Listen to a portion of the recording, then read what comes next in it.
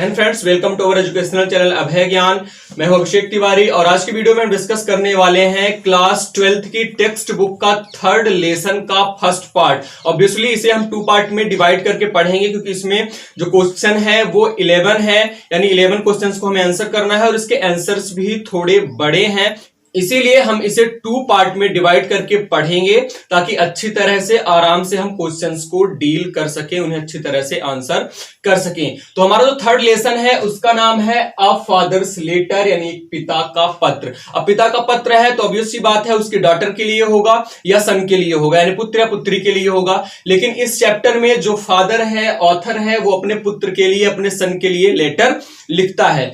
ठीक। Another important thing, William Hazlitt इसके author हैं। ऑथर यानी राइटर। जिस तरह आप हिंदी में पर्यायवाची पढ़ते हैं उसी प्रकार इंग्लिश में होता है सिनॉप्सिस।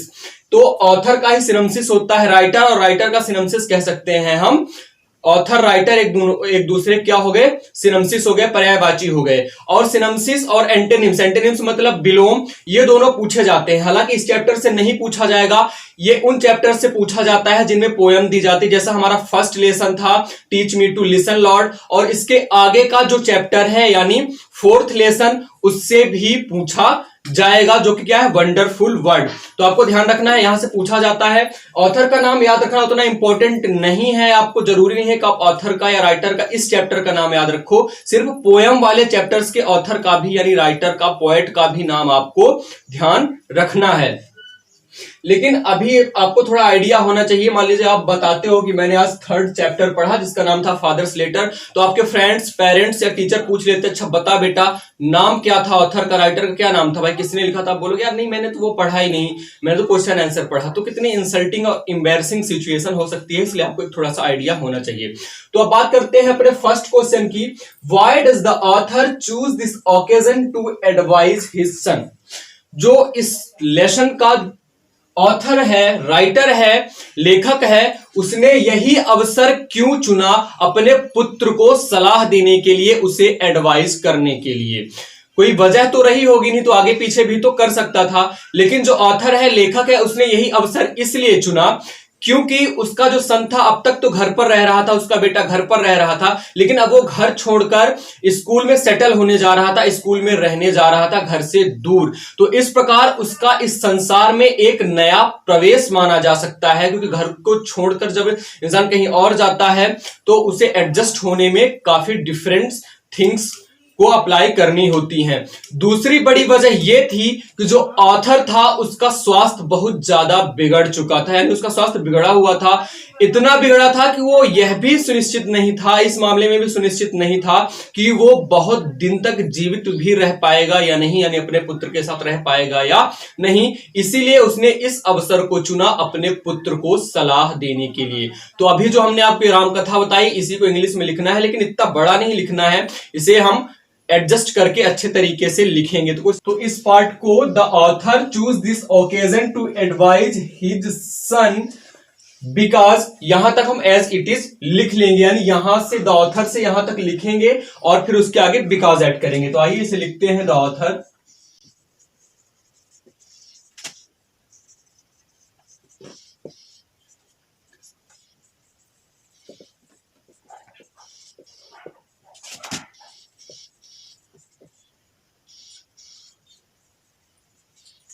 तो the author choose this occasion to advise his son because, अब रीजन क्या बताया हमने आपको? हमने फर्स्ट रीजन बताया कि he is going to settle at school.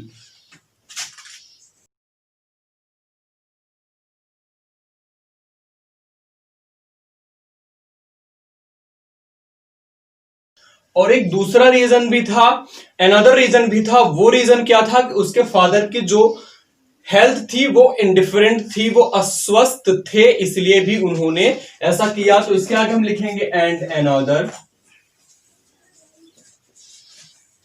Reason is that his, अब ये हिज किसके लिए यूज हुआ है? तो ये हिज यूज हुआ है ऑथर के लिए। That his health was indifferent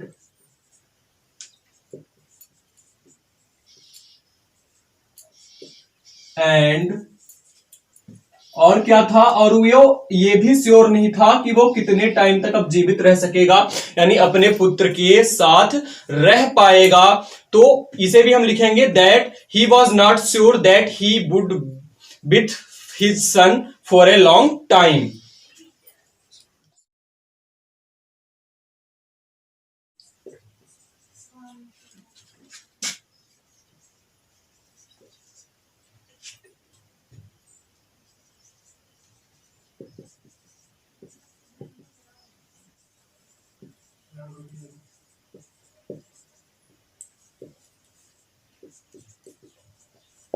and he was not sure that he would be with his son for a long time, और वह यह भी सुनिश्चित नहीं कर पा रहा था कि वो अपने पुत्र के साथ ज्यादा समय तक रह पाएगा, क्योंकि उसका स्वास्थ्य जो था वो ठीक नहीं था।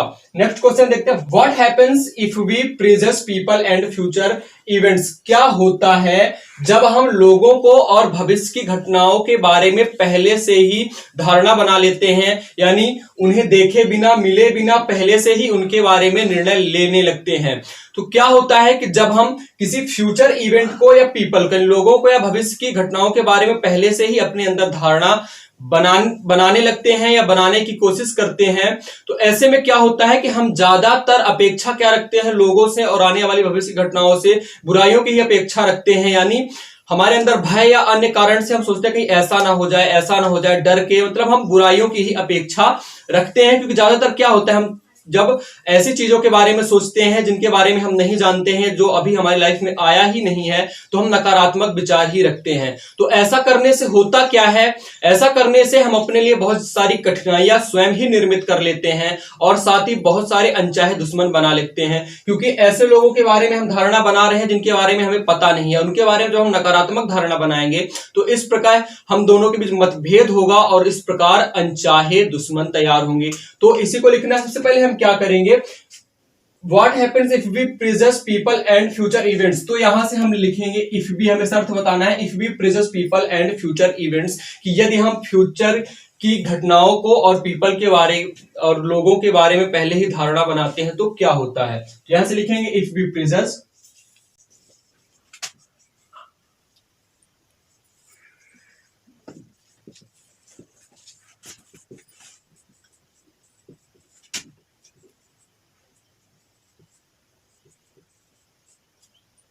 अब होता क्या है, we anticipate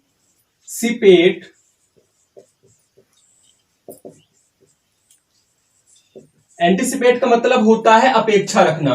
we anticipate evil of most of the time, यानी ज्यादातर हम क्या करते हैं, बुराइयों की ही अपेक्षा रखते हैं।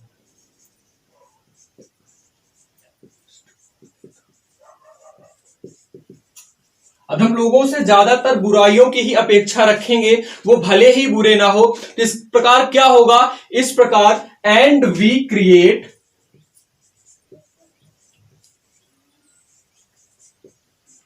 हार्डशिप, यानी हम क्या करते हैं, कठिनाइयों को क्रिएट करते हैं, अपने लिए कठिनाइयां निर्मित करते हैं। और क्या निर्मित करते हैं, अनकॉल्ड एनिमीज।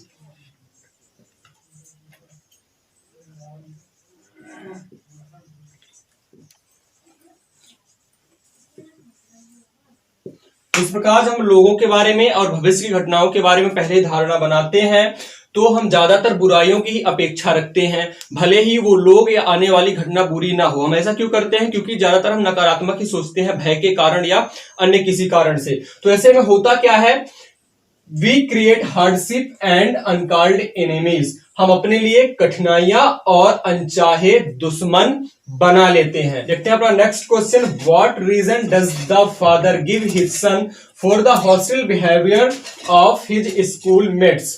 यानी उस लड़के के पिता ने उस लड़के को उसके क्लासमेट्स यानी जो उसके स्कूल के साथी थे उनके शत्रुतापूर्ण व्यवहार के लिए क्या कारण बताते हैं। यानी उसके साथ अगर उसके स्कूल के मित्र शत्रुतापूर्ण व्यवहार रखते हैं तो उसका क्या कारण है, क्या कारण उसके पिता बताते हैं। तो उसके पिता बताते हैं कि स्कूल में पहली बार तुम जा रहे हो और वो तुम्हारे लिए अजनबी हैं, तुम लोग अजनबी हो, साथ में ही वो तुम्हारे बारे में उतना ही कम जानते हैं जितना कम तुम उनके बारे में जानते हो और इसी कारण हो सकता है कि वो तुमसे थोड़ी दूरी बना के रखना चाहें या दूरी बना के रखें या शत्रुतापूर्ण व्यवहार करें। तो सबसे पहले क्वेश्चन में से ही कुछ सेंटेंस उठा के रखेंगे। The father gave the reason for hostile behaviour of his schoolmates, इस चीज को हम यहां लिखेंगे।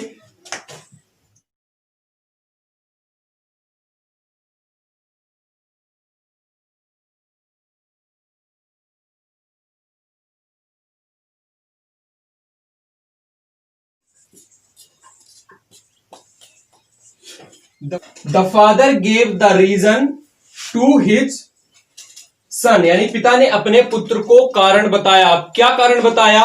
That they are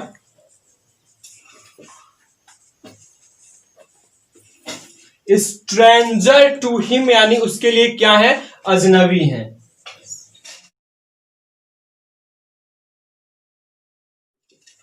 stranger to him. इसके अलावा दे न्यू, ये न्यू नया वाला न्यू नहीं है, नो की फॉर्म है, सेकंड फॉर्म है न्यू। नो की सेकंड फॉर्म न्यू, यानी उतना ही जानते हैं। कितना? एज लिटिल ऑफ हिम,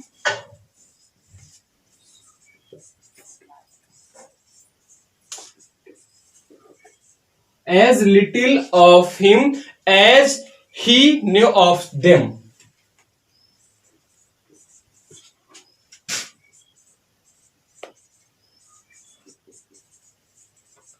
यानी वो उसके लिए अजनबी है और उसके पुत्र के बारे में उतना ही जानते हैं जितना कि वो उनके बारे में जानता है। तो यही रीजन उसके पिता ने बताया। The father gave the reason to his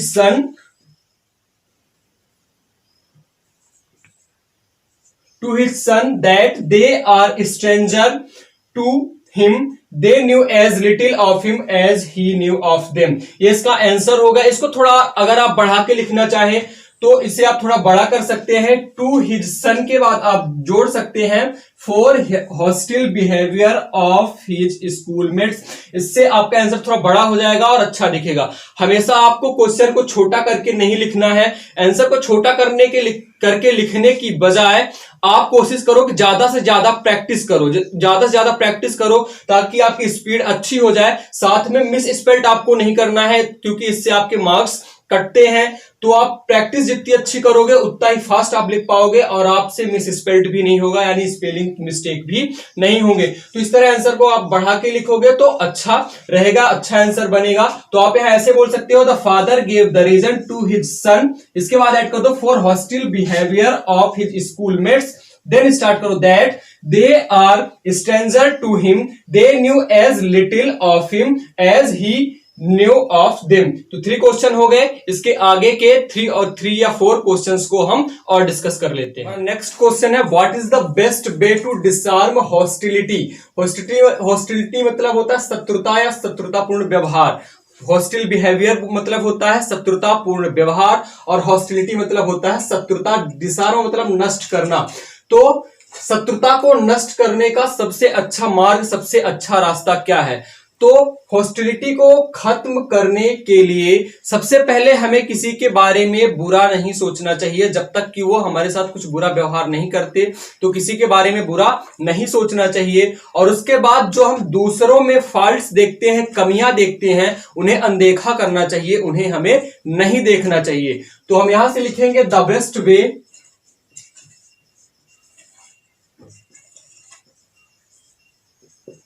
to disarm hostility,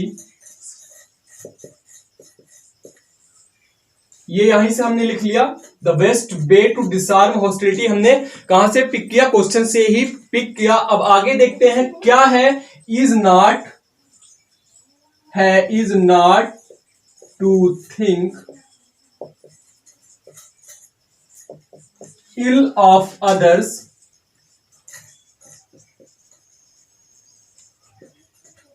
till they behave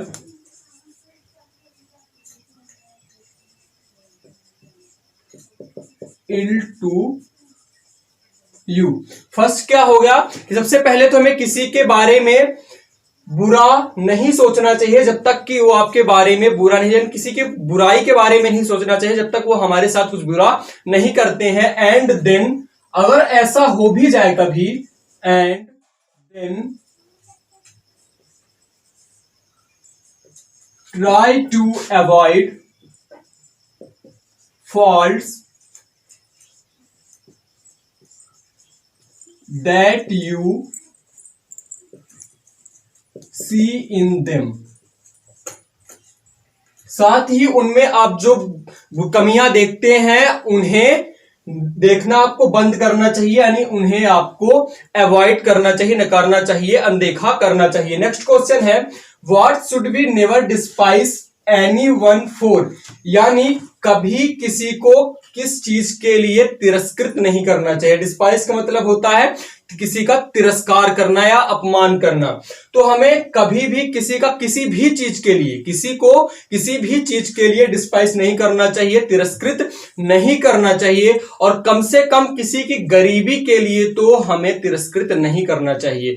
यानी किसी भी व्यक्ति को हमें कभी भी तिरस्कृत नहीं करना चाहिए जिस पर ऐसे कार्य के लिए जिस पर उसका बस ना हो। तो इसे हम लिखेंगे, we should never despise anyone for anything. यहां से यहां तक फोर, और फोर के आगे हम एनीवन, फोर के आगे एनीथिंग लगाएंगे, बाकी वही चीज हम लिखेंगे।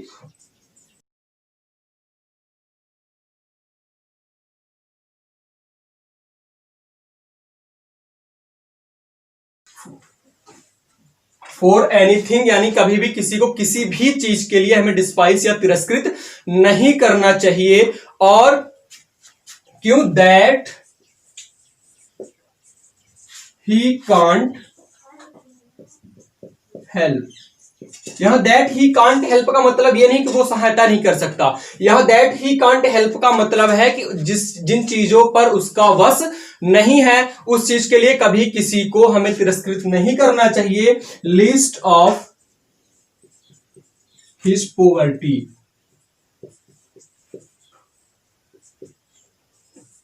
और किसी की गरीबी के लिए तो बिल्कुल भी नहीं करना चाहिए। तो we should never despise anyone for anything that he can't help, यानी हमें कभी किसी भी व्यक्ति के लिए, किसी भी व्यक्ति को डिस्पाइस या तिरस्कृत नहीं करना चाहिए जिस पर उसका वश ना हो। साथ में किसी की गरीबी के लिए तो कभी भी नहीं करना चाहिए। नेक्स्ट क्वेश्चन देखते हैं, what is the main difference between playmates and schoolmates, यानी जो हमारे प्लेमेट्स होते हैं खेल के साथी होते हैं, और स्कूल के मित्र होते हैं, स्कूल के साथी होते हैं, हमारे सहपाठी होते हैं, उनके मध्य क्या अंतर होता है। तो जो हमारे प्लेमेट्स होते हैं यानी खेल के वक्त हमारे साथ होते हैं, उनके साथ हम ज्यादा टाइम अगर एक्सपेंड करते हैं, वो हमें अच्छी तरह जानते हैं, तो कई बार उनके साथ हम मनमानी भी करते हैं, यानी हम लीडर बनने की कोशिश करते हैं। कई बार हम अपनी मनमानियां वहां पर करते हैं क्योंकि वो हमें अच्छी तरह जानते हैं, तो कई बार हमारी मनमानियों को वो मान लेते हैं। बट स्कूलमेट्स, अभी नया स्टूडेंट स्कूल में गया है तो वो वहां ऐसा नहीं कर सकता, क्योंकि वहां पर जो उसके सहपाठी हैं स्कूलमेट्स हैं, स्कूल के जो अन्य विद्यार्थी हैं, उनके खुद की भी विम्स एंड फैंसीज हैं, यानी उनकी खुद की भी सनक और अपनी अभिरुचियां हैं, और वो नया गया है तो उसे उन सभी की अभिरुचियों के साथ एडजस्ट करना पड़ेगा। इसी चीज को हम इंग्लिश में लिखेंगे, विथ प्लेमेट्स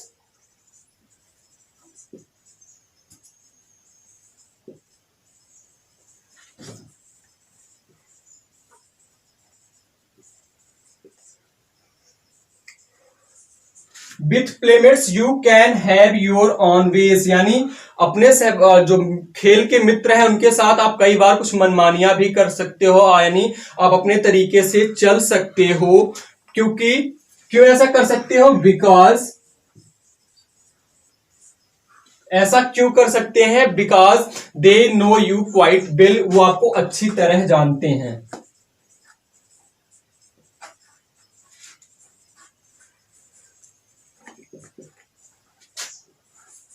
यहां क्वाइट का मतलब वैसे तो चुप रहने के लिए यूज किया जाता है, चुप होना, लेकिन जब वेल के जगह क्वाइट जब एडजेक्टिव के साथ लगता है, क्वाइट इसका मतलब होता है बहुत के लिए। जैसे क्वाइट वेल यानी अच्छी तरह, और क्वाइट लग गया तो बहुत अच्छी तरह, ठीक। तो इस तरह इसका यूज किया जाता है क्वाइट का।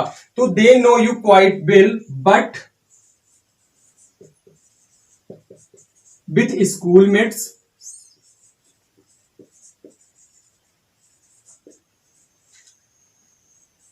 यू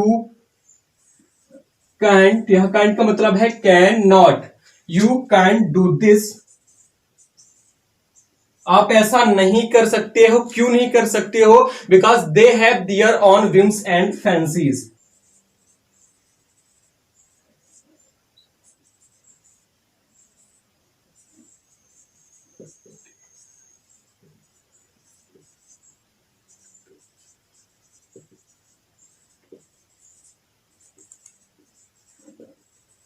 विम्स का मतलब होता है कोई इच्छा, अचानक हमारे अंदर कोई इच्छा पनपती है और उसे हम किसी भी हाल में पूरा करना ही चाहते हैं, या एक शब्द में हम इसे सनक भी बोल सकते हैं।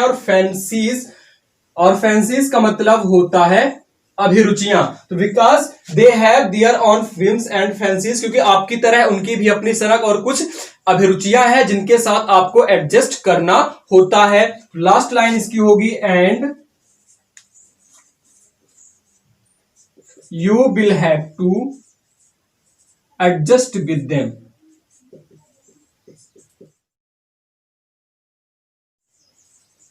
तो ये हो गया 6 क्वेश्चन। आज के वीडियो का लास्ट यानी 7th क्वेश्चन हम डिस्कस करेंगे, और इसके आगे के जो भी क्वेश्चन होंगे उन्हें नेक्स्ट वीडियो में डिस्कस करेंगे। तो आइए देखते हैं अपना last question. So last question देखते हैं 7th, आज का लास्ट। इसके आगे क्वेश्चन नेक्स्ट वीडियो में डिस्कस करेंगे। तो what is the author's opinion on things and people we are apt to see and know, यानी ऐसे लोगों और वस्तुओं के बारे में ऑथर या लेखक की क्या सलाह है जिन्हें अभी हमें देखना और जानना है, यानी जिनके बारे में ना अभी हम जानते हैं ना जिनको अभी हमने देखा है। तो ऐसी चीजों के बारे में कवि सलाह देता है कि उनको कभी हमें क्या नहीं करना चाहिए, प्रीजज नहीं करना चाहिए, उनके बारे में पहले से ही कोई धारणा नहीं बनानी चाहिए। तो आइए इसे हम करते हैं। द ऑथर्स ओपिनियन, यहां से the author's opinion on things and people we are apt to see and know, इसको हम एज इट इज लिख लेंगे। फिर मेन जो आंसर का पार्ट है उसके आगे दैट लगा के हम लिखेंगे।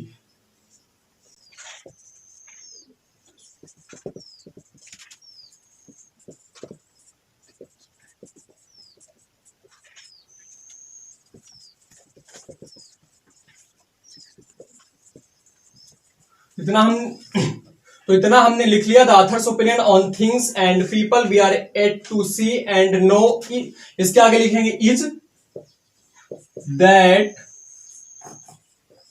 We should never prejudge them.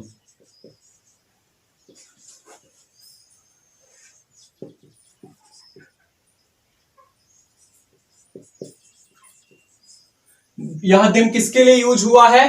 Things and people we are apt to see and know, यानी ऐसे लोग और चीजें जिन्हें अभी हमें जानना बाकी है। तो इस प्रकार आप इसे आंसर कर सकते हैं। तो आज के वीडियो में इतना ही, मिलते हैं नेक्स्ट वीडियो में इसके नेक्स्ट पार्ट के साथ। थैंक्स फॉर वॉचिंग, जय हिंद।